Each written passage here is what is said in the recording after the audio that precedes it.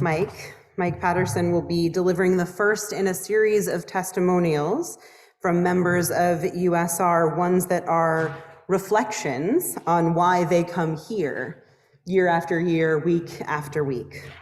Thanks, Mike.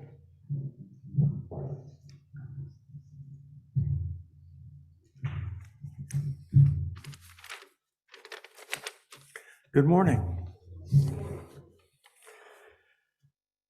Excuse me. I've been coming here about 46 years. Yeah. And when we introduced ourselves to the society, put our daughters into the RE program. A couple of years ago, my 4-year-old granddaughter came in the kitchen and she looked up at me. I looked down at her and I knew what she wanted. I could read her face. I said, "Would you like a chocolate chip cookie?" Of course.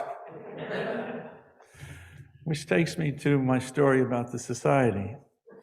An old friend, dear old friend, who I went to grammar school with. We talk to each other intermittently. He lives in Florida.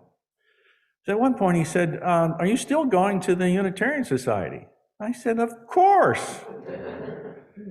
He said, "Wow." He says, "So that's quite some time." I said, "Well, we really like it there, of course. We have a minister that does an excellent job with Sunday services. The sermons are always good. And it's where we fit in. We're humanists, of course." So he said, "Wow, that's great." He said, "Anything else that you'd like to say?" And I said, "Well, yeah, we have a music director that's great." Of course. We enjoy the music. It's so relaxing. And he not only plays well, he introduces other musicians.